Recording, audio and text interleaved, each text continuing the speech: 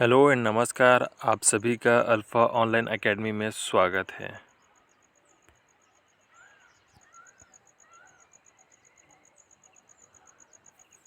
दिव्यांगजन कल्याणकारी योजनाओं के बारे में हम लोग चर्चा कर रहे थे। हम लोगों ने स्वैच्छिक संस्थाओं को राज्य अनुदान के बारे में अध्ययन किया। दिव्यांगजनों के शिक्षण, प्रशिक्षण, समग्र पुनर्वास के लिए प्रयासरत गैर सरकारी संस्थाओं को राज्य अनुदान प्रदान करती है। यह है आपका स्वैच्छिक संस्थाओं को राज्य अनुदान। दिव्यांगजन छात्रों को 150 रुपये से 190 रुपये तक की प्रति माह छात्रवृत्ति प्रदान की जाती है। यह दिव्यांगजन छात्रवृत्ति योजना। कृत्रिम अंग उपकरण प्रदाय योजना। जिस दिव्यांगजन की मासिक आय 20,000 रुपये या उससे कम है उसे 100% छूट के साथ निःशुल्क, जबकि दिव्यांगजन की मासिक आय यदि 20,000 रुपये से अधिक है तो उसे 50% छूट के साथ कृत्रिम अंग उपकरण प्रदान किया जाता है। सामर्थ्य सहायता योजना के तहत शिविर के माध्यम से कृत्रिम अंग उपकरणों का वितरण किया जाता है। निःशक्तजन विवाह प्रोत्साहन योजना। इस योजना के तहत दिव्यांगजनों को विवाह के लिए, उनके सामाजिक पुनर्वास तथा उनको स्वावलंबी बनाने के उद्देश्य से 50,000 रुपये से 1,00,000 रुपये तक सहायता राशि प्रदान की जाती है। आज की इस क्लास में हम लोग चर्चा करेंगे दिव्यांग व्यक्तियों के शिक्षण प्रशिक्षण हेतु शासकीय संस्थाएं। जैसे कि नाम से स्पष्ट है, इस योजना के तहत राज्य सरकार दिव्यांगजनों के शिक्षण, प्रशिक्षण तथा उनके समग्र पुनर्वास हेतु प्रतिबद्ध है।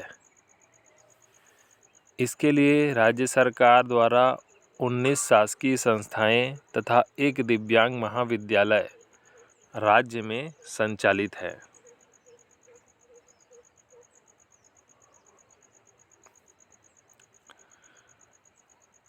सामर्थ्य सहायता योजना। इस योजना के बारे में हमने पिछली क्लास में अध्ययन किया था। शिविर के माध्यम से कृत्रिम अंग उपकरणों के वितरण की योजना है सामर्थ्य सहायता योजना।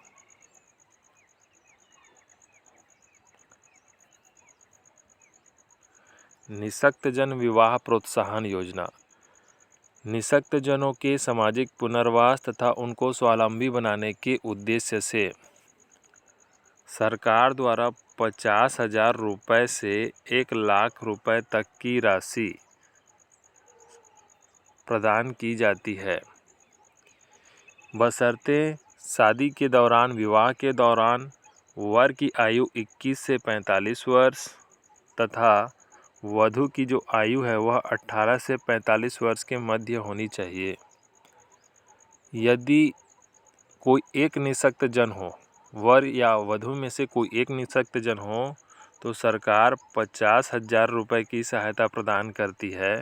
साथ ही यदि दोनों निःशक्तजन हो तो 1,00,000 रुपये की सहायता राशि प्रदान की जाती है। तो यह है आपका निःशक्तजन विवाह प्रोत्साहन योजना।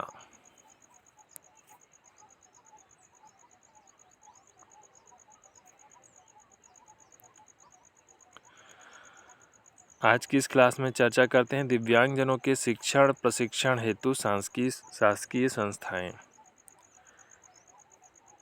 दिव्यांगजन अधिकार अधिनियम 2016 के प्रावधानों के अनुसार राज्य सरकार निःशक्त बच्चों के शिक्षण प्रशिक्षण तथा समग्र पुनर्वास हेतु प्रतिबद्ध है।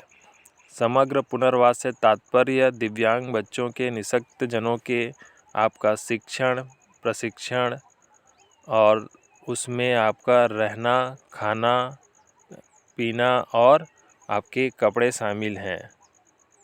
तो इतनी सारी चीज़ों को ध्यान में रखकर आपका यह योजना चलाई जा रही है। ठीक है। इसके तहत राज्य में 19 शासकीय संस्थाएं और एक दिव्यांग महाविद्यालय संचालित है। दिव्यांगजनों के शिक्षण प्रशिक्षण हेतु शासकीय संस्थाएं। दिव्यांगजन अधिकार अधिनियम 2016 के प्रावधानों के अनुसार राज्य सरकार निःशक्त बच्चों के शिक्षण प्रशिक्षण तथा समग्र पुनर्वास हेतु प्रयासरत है। समग्र पुनर्वास से आशय उनके रहने मतलब छात्रावास, उनके खाने पीने, ठीक है, मतलब भोजन की व्यवस्था, साथ ही उनके परिधान मतलब कपड़े की व्यवस्था, इतनी सारी चीज़ों की व्यवस्था करना ही आपका दिव्यांगजन अधिकार अधिनियम 2016 के तहत राज्य सरकार प्रयासरत है। इसके लिए राज्य सरकार द्वारा राज्य में 19 शासकीय संस्थाएं तथा एक दिव्यांग महाविद्यालय संचालित है। ठीक है, दिव्यांगजनों के शिक्षण प्रशिक्षण हेतु शासकीय संस्थाओं के बारे में हम अभी चर्चा कर रहे हैं। तो क्या है? दिव्यांगजन अधिकार अधिनियम 2016 के प्रावधानों के अनुसार राज्य सरकार द्वारा निःशक्त बच्चों के शिक्षण प्रशिक्षण तथा समग्र पुनर्वास हेतु प्रयास किया जा रहा है। समग्र प्रयास पुनर्वास से आशय उनके रहने, खाने पीने तथा पहनने की समुचित व्यवस्था से है। इस प्रकार से उनके सहयोग हेतु राज्य में 19 शासकीय संस्थाएं तथा एक दिव्यांग महाविद्यालय संचालित है।